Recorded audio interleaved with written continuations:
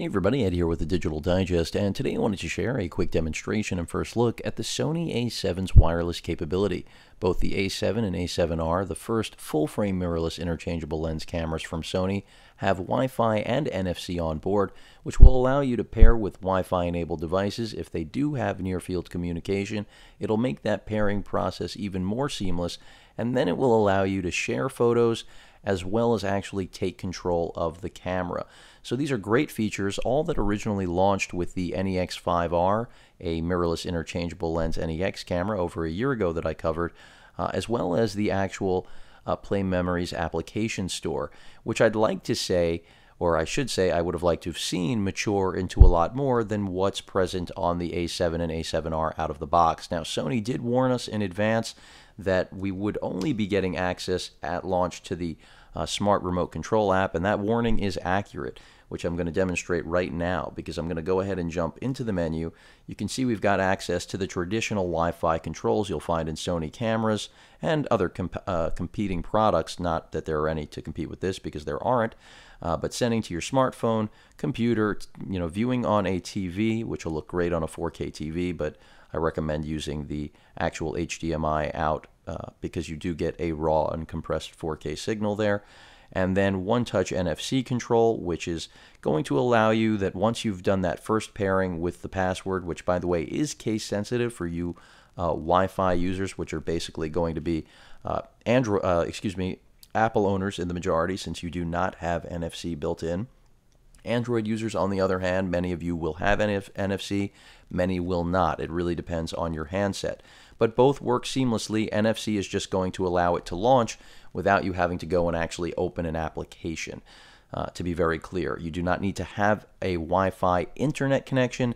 You just need devices that have Wi-Fi capability so that they can actually communicate with one another. In this case, my Galaxy Note 2 with the A7.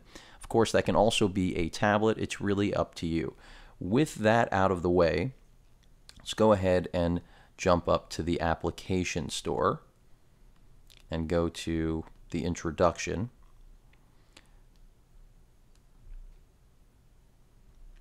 And basically what they show you here is just that you're able to use the Play Memory Store to add features to your device. And this is a really cool added value feature, in my opinion, that again launched with the NEX cameras that I think a lot of people wrote off as gimmicks, but the reality is that it does allow you, I won't say to grow with your camera, but to change the experience out of the box and what your camera can do without having to do things in post. Things like time-lapse, which I've demoed before, and those are really nice features to have. Now, if I go to the application list, we can go directly into the Play Memory store, which is connecting through my Wi-Fi network right now, and you'll see the actual speed. I'm nowhere near the connection. Not that Wi-Fi, the chipset on here, has been incredibly fast, but you'll see what latency is like when it's connected to the actual Note 2. You can see the only apps available right now, the free Smart Remote Control app, which I have not updated yet, the Direct Upload app, and the Flickr add-on. So we're missing a lot of applications, and this is one area where I'm disappointed. Sony has said that sometime this month things are going to get updated, this month being December. The camera did launch on December 1st, but I really think that for a flagship, game-changing device like this, we should have at least had access to everything that was there for the NEX lineup. But I give Sony the benefit of the doubt. I'm sure this had something to do with rewriting the applications for the full-frame environment, something to that extent. With that out of the way, let's get to actually demoing this entire process. So, as I mentioned before, generally if you wanted to actually connect to a phone with just Wi-Fi, you would go ahead and go to the Smart Remote Embedded. It would prompt the Play Memory software for you to go ahead and enter your password. And on here, your phone of choice, you would just be going straight to the Play Memories app, and then it would populate the device over Wi-Fi, which you'll see right now. There it is, it's detected. I would select that and enter the password. And you can see it's already connecting. But for our purposes, I wanted to demonstrate the NFC because that's the way it's going to work for Wi-Fi users, which I think will be the majority since, after all, again, Apple does not manufacture phones with NFC. If you have that luxury, though, all you have to do is know where your NFC contact point is on your phone or tablet of choice. The NFC contact point is right on the right side of the A7 and A7R. You can see the logo right there. And all you're going to do is touch the camera to that point. I have enabled it. I have turned it on. Actually, let me go back because it's still trying to log on. And you can see immediately it won't turn on the camera the way the QX100 will. At least I haven't noticed that. But we're connecting just like that. You can see a direct connection has occurred. I'm going to go into landscape. You can see exactly what I've got on screen there, side by side, focusing on the Toshiba Flash Air 8 gig card. And the camera is still controllable while we're in the Wi-Fi remote access. This is something to be noted because that's something that generally does not work in other models like the NEXs. You can't, it's, you know, one or the other, all or none in terms of control. Right now we just have shutter control, so we can take a picture. And you could hear that shutter release right there. And in terms of latency, let me go ahead and I'll go to portrait for this because it'll give us better side by side, and you'll actually be able to see how quickly it adjusts. Or excuse me, I'm still in the photo there. Fooled me, which by the way you can share, but again, here's the latency test.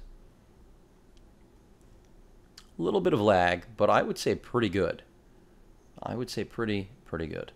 And this is something that Sony is far from new at. As I mentioned, over a year under their belt with this sort of smart remote control feature.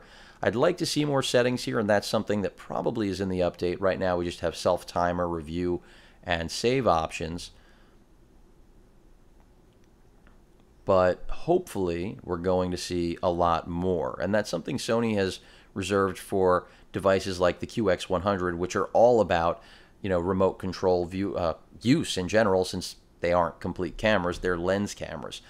You've also got Playback up there to get into the gallery, but that's relatively it.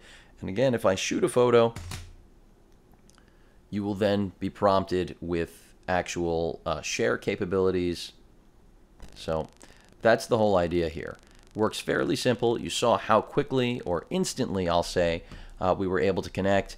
And while the features are limited right now at launch, I expect to see this completely developed, and this is really the opportunity for the application store to mature to another level that the NEX platform unfortunately didn't give it that capability. And that's because you're now looking at a camera that is going to appeal to a broader audience, not in terms of its price point, but because it is a full-frame beast that still retains the compact form factor of a mirrorless experience, and that's what it is after all. If you're going to compare this to other mirrorless cameras, which full-frame don't exist outside of Leica, which is not a household name, at least in terms of ownership because of the cost of entry, that's what makes this camera a steal. 24 megapixels, contrast and phase detection. You won't get that with the 7R, but with the 7R you will get a 36 megapixel sensor, no low pass filter, so it's all about that resolution and whether or not you need it. Only contrast detection, so slightly slower autofocus, but 5 frames per second continuous here, 4 and change with the A7R, so it's really about whether or not you need that resolution, and slightly more durable build quality on the 7R, except I haven't really seen that much to at least make anyone turn away the A7, because it's still built like a tank.